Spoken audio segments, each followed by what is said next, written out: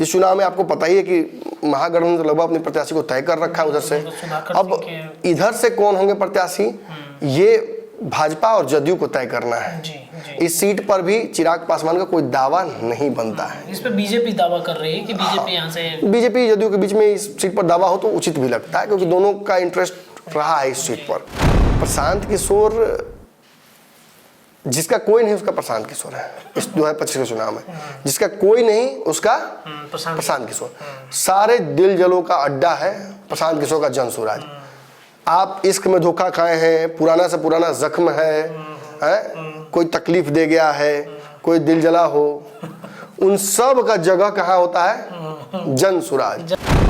रात में मुझे पता लगा कि वो भी ज्वाइन कर गए हैं और कई लोगों ने ज्वाइन किया है। तो जिन सीटों पर चुनाव है वहाँ के भी लोग कैलकुलेट कर रहे हैं अपने पॉसिबिलिटीज को। कई लोग देख रहे हैं कि हमको पार्टी जगह नहीं दे रही है। लोजपा के, फॉर इंस्टेंस फिर मैं बोल रहा हूँ, लोजपा से जितने लोग को लड़ने की मैं बात कर रहा हूँ कि निर्दलीय लड़ सकते हैं, तो वो निर्दलीय क्यों लड़ेंगे? कोई तो चाहिए ना पीछे। वो चले जाएंगे प्रशांत किशोर के पास। प्रशांत किशोर ही नहीं, प्रशांत किशोर की पार्टी ज्वाइन करने वाले जितने भी नेता हैं ये भी संभावनाओं के तहत ही वहाँ गए हैं। निर्दलीय लड़ने से अच्छा है प्रशांत किशोर के साथ हो जाना, ये समझ रहे हैं वो। एक बड़े रणनीतिकार का बैकअप मिल जाता है। और प्रशांत किशोर भले अपने नेता नहीं बन पाए कभी, लेकिन उनकी खासियत ये जरूर है कि वो नेता बना देते हैं किसी। इसमें से एक सवाल मैंने उपचुनाव को लेकर भी पूछा, तो मैंने कहा कि उपचुनाव की इतनी सारी सीटें हैं, एक एमएलसी का चुनाव भी ये होने वाला है तिरहुत का, तो उसमें भी क्या क्या इन सब जगहों पर आप फील्ड कीजिएगा अपने प्रत्याशियों को, क्या आपको एक भी सीट मिलेगी? तो उन्होंने कहा कि कायदे से भाई हम लोगों की तैयारी 2025 के चुनाव की है, ये 1 साल का चुनाव है और इस 1 साल के चुनाव में अपनी एनर्जी हम वेस्ट नहीं करना चाहेंगे।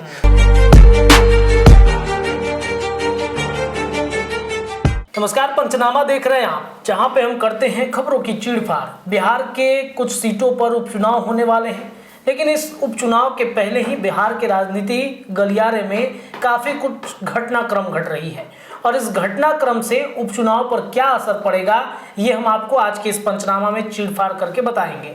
देखिए, प्रशांत किशोर बिहार के राजनीति के लिए काफी प्रासंगिक होते चले जा रहे हैं और प्रशांत किशोर की चर्चा इन दिनों खूब है। एक के बाद एक प्रशांत किशोर कई पार्टियों के दिग्गज नेताओं को जनसुराज के मुहिम में शामिल करा रहे हैं। 2025 लोक विधानसभा चुनाव से पहले उन्होंने एक रणनीति बनाई है।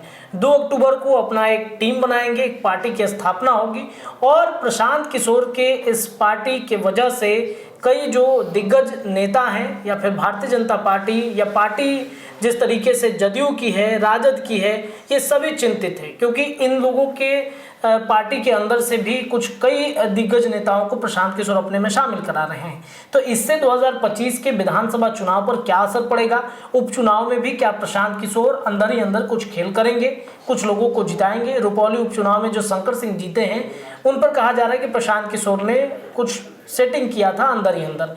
तो क्या होने वाला है, चलिए चीड़-फाड़ कराते हैं अपने संपादक डॉक्टर नमन मिश्रा सर के साथ। 4 सीटों के उपचुनाव में भी चिराग प्रशांत का भयंकर खेल, तेजस्वी नीतीश दोनों फेल। ये चिराग प्रशांत की भिड़ंत उपचुनाव में होने वाली है क्या सर? देखिए, प्रशांत तो लड़ने ही वाले हैं, वो तो आपको पता है कि उनकी पार्टी ने तैयारी कर रखी है। अब चिराग पासवान भी पर्दे के पीछे कोई खेल करें, ऐसी संभावनाएं, ऐसी चर्चाएं खूब हो रही हैं। देखिए, अभी जो रुपौली का चुनाव हुआ है, इस चुनाव में प्रशांत किशोर का क्या रोल था वो तो सबको पता है। जो निर्दलीय प्रत्याशी थे उनके साथ प्रशांत किशोर थे, लेकिन ये भी कहा जाता है, ये चर्चा होती है कि जो प्रत्याशी थे वो वास्तविक तौर पर तो चिराग पासवान की पार्टी के थे। पूर्व में उनकी पार्टी से चुनाव भी लड़ चुके हैं रुपौली से और अच्छा वोट भी लेकर आए थे पिछली बार 2020 में। तो 2020 से वो पार्टी छोड़े नहीं थे और उनकी तैयारी थी कि अगर ऐसा कुछ होता है तो वो चुनाव लड़ेंगे। और जैसे ही बीमा भारती इधर से उधर गई वैसे ही उनके लिए संभावनाएं बन गई थी। लेकिन एनडीए ने ना तो चिराग पासवान से पूछा, नीतीश कुमार ने ना चिराग पासवान से पूछा, ना शंकर सिंह को कंसिडर किया गया कहीं से। तो ऐसे में उन्होंने ये घोषणा भी कर दी थी कि वो चुनाव लड़ेंगे और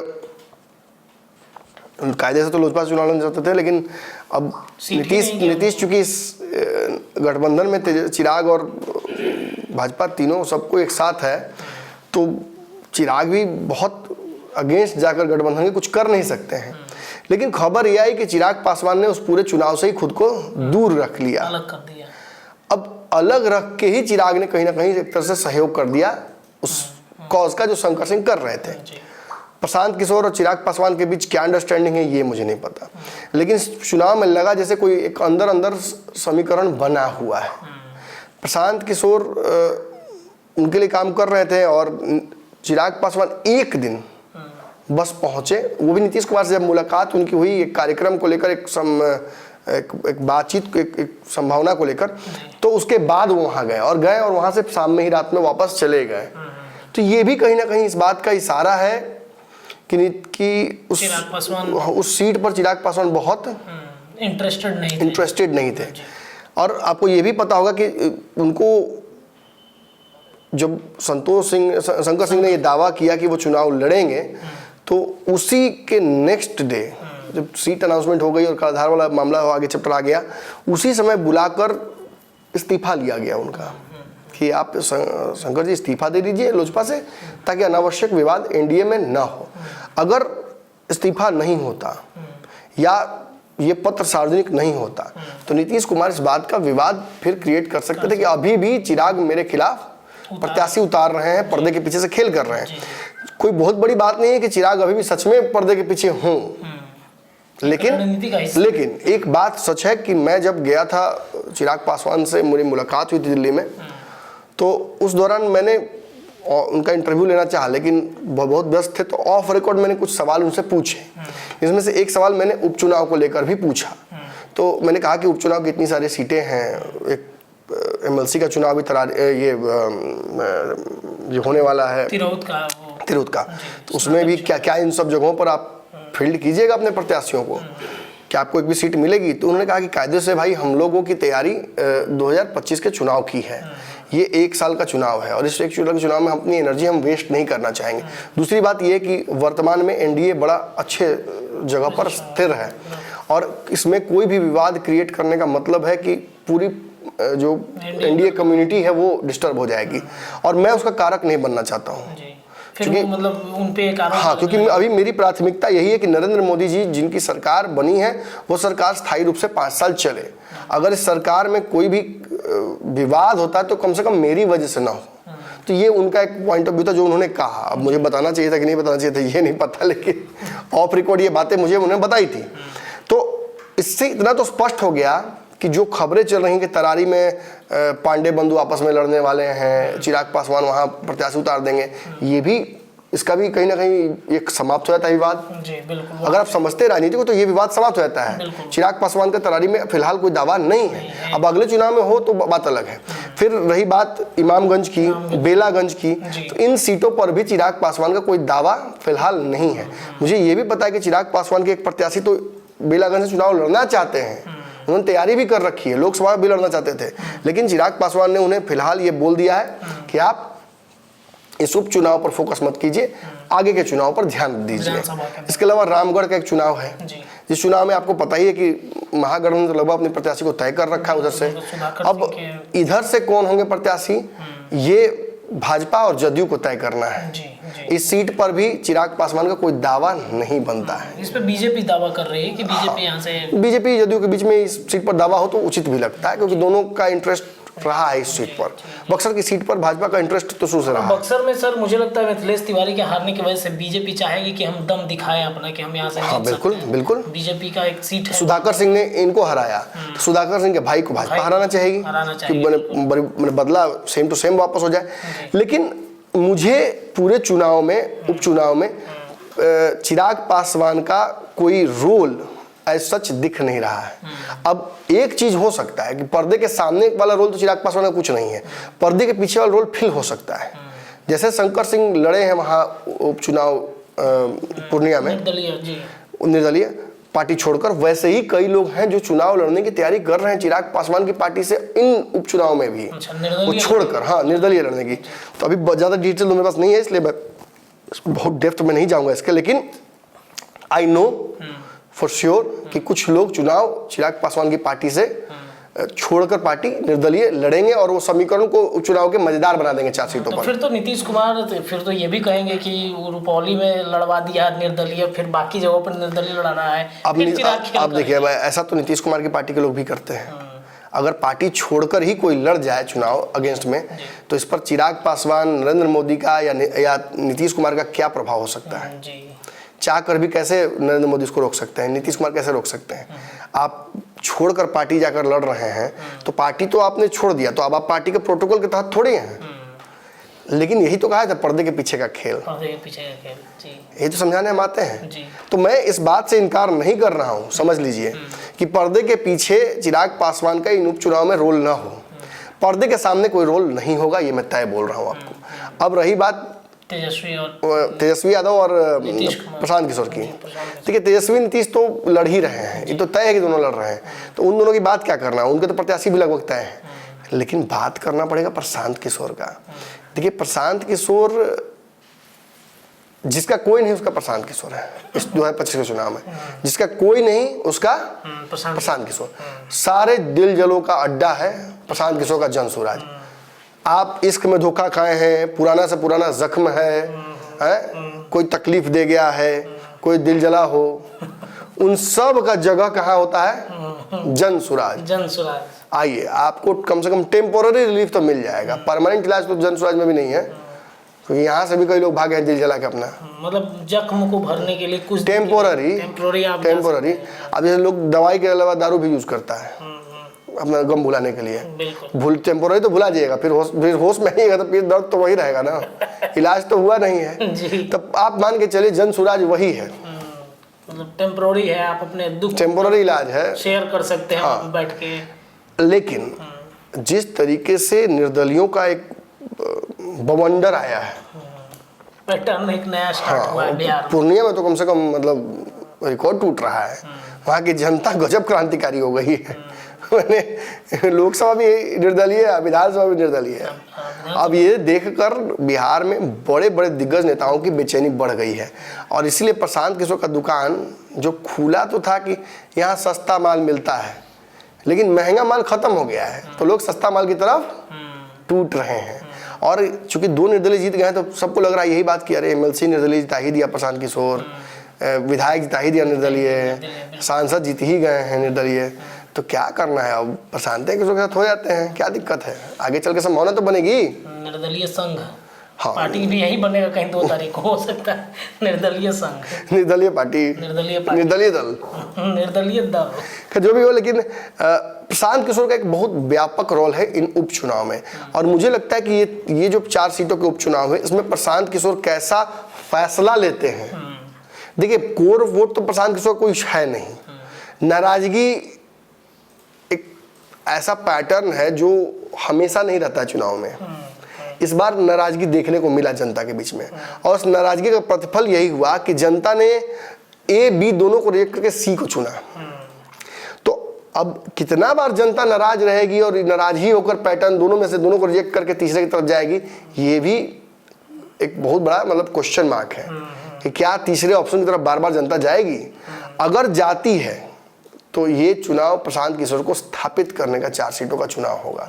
ये भी मतलब चाहेंगे प्रशांत किशोर की जितना निर्दलीय हो सके बिहार विधानसभा में। अब देखे नहीं, प्रवेश मिश्रा वहाँ वाल्मीकि नगर में थे, वो वहाँ से निर्दलीय लड़े थे, कांग्रेस ने टिकट नहीं मिला तो वो भी आके ज्वाइन कर गए हैं। कल रात में मुझे पता चला कि वो भी ज्वाइन कर गए हैं, और कई लोगों ने ज्वाइन किया है। तो जिन सीटों पर चुनाव है वहाँ के भी लोग कैलकुलेट कर रहे हैं अपने पॉसिबिलिटीज़ को। कई लोग देख रहे हैं कि हमको पार्टी जगह नहीं दे रही है। लोजपा के, फॉर इंस्टेंस फिर मैं बोल रहा हूँ, लोजपा से जितने लोग को लड़ने की मैं बात कर रहा हूँ कि निर्दलीय लड़ सकते हैं, तो वो निर्दलीय क्यों लड़ेंगे? कोई तो चाहिए ना पीछे। वो चले जाएंगे प्रशांत किशोर के पास, प्रशांत किशोर खोज लेंगे उनको। अगर देखिए ये प्रशांत किशोर के पास नहीं जाएंगे तो प्रशांत किशोर तो उनके पास चले ही आएंगे। बिल्कुल बिल्कुल बिल्कुल। संतोष सिंह के बारे में, शंकर सिंह के बारे में भी यही खबर आई थी कि शंकर सिंह भी अपने नहीं गए थे प्रशांत किशोर के बाद, प्रशांत किशोर खोज लिए उनको। तो ऐसे तो जितने भी लोग होंगे उन सबको प्रशांत किशोर सपोर्ट करेंगे। और 4 सीटें हैं, 4 सीटों में अगर प्रशांत किशोर एक भी जीत जाते हैं अब, तो ये याद रखिएगा कि ये बहुत बड़ा मार्कर हो जाएगा। आगे चल के नीतीश तेजस्वी के लिए समस्या पे समस्या खड़ी कर रहे हैं। और केवल देखिए एक तरफा विश्लेषण नहीं होना चाहिए, केवल इससे एनडीए का नुकसान नहीं है प्रशांत किशोर से, 40 को 50 को मुसलमान प्रत्याशी खड़ा करने की जो तैयारी वो कर रहे हैं और महिलाओं को खड़ा करने की तैयारी कर रहे हैं, ये इसलिए नहीं है कि एनडीए का वोट काटना है, ये इसलिए है कि आपको भी जीने नहीं देंगे। वो देखिए, आप इस बात को समझिए, ये बहुत प्रैक्टिकल चीज है, इसको समझना पड़ेगा कि जनता एनडीए और आरजेडी दोनों प्रत्याशियों को नहीं चुन रही है। तो ये केवल बीजेपी की हार नहीं है, एक विपक्ष के तौर पर सबसे बड़ी हार तो आपकी ये है कि जनता उसको हरा रही है लेकिन आपको चुन नहीं रही है। आप अप्रासंगिक होते जा रहे हैं। बिल्कुल बिल्कुल। न ट्रेन से जाएंगे, न बस से जाएंगे, न फ्लाइट से जाएंगे, पैदल जाएंगे। समझ रहे ना, मतलब जनता पैदल जाने के लिए तैयार है लेकिन आपके साथ जाने के लिए तैयार नहीं है। इतना दिन से वो ढो रही है शायद। तो मतलब आप देखिए, जो वर्तमान सांसद है एनडीए के, उनसे तो दुख ही था ही। जो आपने प्रत्याशी दिया उसको भी पसंद नहीं कर रहे थे लोग, या आप ही को पसंद नहीं कर रहे थे, इस वजह से तीसरे ऑप्शन की तरफ जा रहे थे। तो ये टेंडेंसी विपक्ष के लिए ज्यादा घातक है। अरे सत्ता पक्ष तो आज नहीं तो कल हारेगा ही ना। बिल्कुल बिल्कुल। लेकिन किससे हारेगा? आपसे। आपको भी जनता हरा रही है, तो कोई तीसरा कोई निकल जाए। इसीलिए लोग कमेंट में भी कई लोग आकर जो बोल रहे हैं वो दरअसल एक पैटर्न देख रहे हैं कि प्रशांत किशोर धीरे धीरे बिहार की राजनीति में प्रासंगिक होते जा रहे हैं, इंपॉर्टेंस बढ़ती जा रही है, चुनाव में उनकी उपयोगिता बढ़ती जा रही है, पार्टी मजबूती से चुनाव लड़ रही है। तो अब जब सब तरफ दिख ही रहा है कि अच्छा खेल रहा है, तो काहे नहीं अफगानिस्तान ऑस्ट्रेलिया को हरा सकता है? हरा ही ना दिया, भले सेमीफाइनल में हार गया लेकिन उसने हराया तो ऑस्ट्रेलिया से बड़ी टीम को। तो ये पैटर्न ही, ये हाइप ही राजनीति में सबसे बड़ी पूंजी है। हाइप, केजरीवाल इसी हाइप पे आए थे, ममता बनर्जी इसी हाइप पर टिकती हैं, इसी हाइप पर इस बार उत्तर प्रदेश में चुनाव पलट गया भाजपा का। समझिए। तो मतलब प्रशांत किशोर संभावनाएं देख रहे हैं कि निर्दलीय अगर जीतते हैं तो हम थोड़ा सा समर्थन करेंगे तो हम बूस्ट कर जाएंगे। प्रशांत किशोर ही नहीं, प्रशांत किशोर की पार्टी ज्वाइन करने वाले जितने भी नेता हैं ये भी संभावनाओं के तहत ही वहां गए हैं। निर्दलीय लड़ने से अच्छा है प्रशांत किशोर के साथ हो जाना, ये समझ रहे हैं। वो एक बड़े रणनीतिकार का बैकअप मिल जाता है। और प्रशांत किशोर भले अपने नेता नहीं बन पाए कभी, लेकिन उनकी खासियत ये जरूर है कि वो नेता बना देते हैं किसी। तो अब तो 243 सीटों पर नेता बनाने की बात उनको ऑप्शन मिल गया है, बनाया जितना बनाना है। 4 सीटें बहुत महत्वपूर्ण है प्रशांत किशोर की। मैं प्रशांत किशोर को थोड़ा सीरियस लेने लगा हूँ, या प्रशांत किशोर मुझे सीरियस लेकर राजनीति टाइट करने लगे हैं। दोनों में से जो हो, एक्शन हो रिएक्शन हो, मैं तो कहूँगा ठीक है, आप हमको भी देख के आगे बढ़िए, कोई दिक्कत नहीं है। लेकिन ऐसे ही मजबूत राजनीति कीजिए, अग्रेसिव राजनीति कीजिए, फ्रंट फुट पर खेलिए। बिहार की राजनीति में बैकफुट पर खेलने वाले नेताओं की कमी नहीं है। तेजस्वी यादव से लेकर चिराग पासवान सभी बैकफुट पर खेल रहे हैं। अब तो खबर मुझे आई है कि एक उदगो पंचनामा हम लोग किए हैं तो चिराग पासवान भी थोड़ा टाइट हुए हैं। ये हम दिल्ली थोड़े चल गए हैं परमानेंट। प्रशांत किशोर आकर अपने संगठन में बहुत बड़ा परिवर्तन करने जा रहे हैं, चिराग पासवान, और बिहार में अपने संगठन में परिवर्तन करने जा रहे हैं। और एक हाथ एक तरफ से मंत्रालय और दूसरी तरफ से बिहार में अपने संगठन मैनेज करने की तैयारी वो कर रहे हैं, और ज़्यादातर समय बिहार में बिताने की तैयारी वो कर रहे हैं कि वो मंत्रालय भी छोड़ना नहीं है, लेकिन बिहार में संगठन को भी कमजोर अपने नहीं होने देना है। चुनाव की तैयारियों को लेकर चिराग पासवान का भी एक मैसेज आया अपने कार्यकर्ताओं को कि भाई अमूलचूल परिवर्तन की तैयारी कीजिए, और जो थोड़ा सा भी रिलैक्स हुआ है उसकी छुट्टी तय है, चाहे वो किसी पद पे हो।